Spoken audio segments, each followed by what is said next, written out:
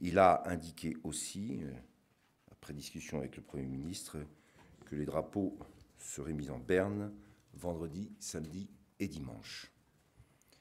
Il a indiqué qu'il avait lui-même eu la femme d'Hervé Gourdel et ses parents pour les prévenir.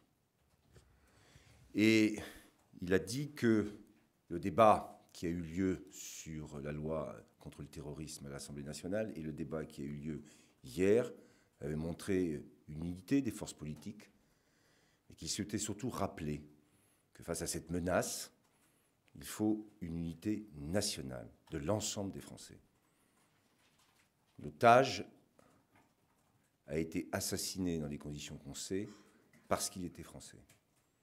Et qu'aujourd'hui, c'est l'unité nationale de tous les Français qui est nécessaire.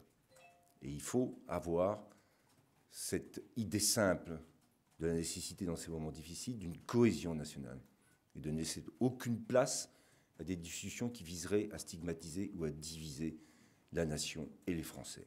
C'était aussi un message important. Ça a été donc l'introduction qui a été faite par le président de la République sur en introduction au Conseil des ministres. Le ministre des Affaires étrangères étant resté à New York, le point sur la situation internationale a été fait là aussi rapidement par le président de la République.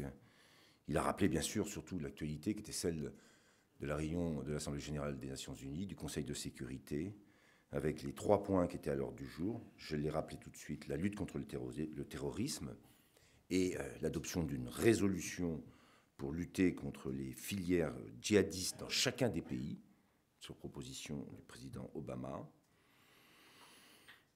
Il a aussi fait état du débat qu'il y a eu sur l'ensemble des dispositions et des dispositifs en cours, en particulier sur les frappes, et le secrétaire général de l'ONU considérant que ces frappes pouvaient être justifiées en termes de droit international. Le deuxième point qui a été abordé lors de cette Assemblée générale et ce Conseil de sécurité, c'est la question d'Ebola, je le dis, il l'a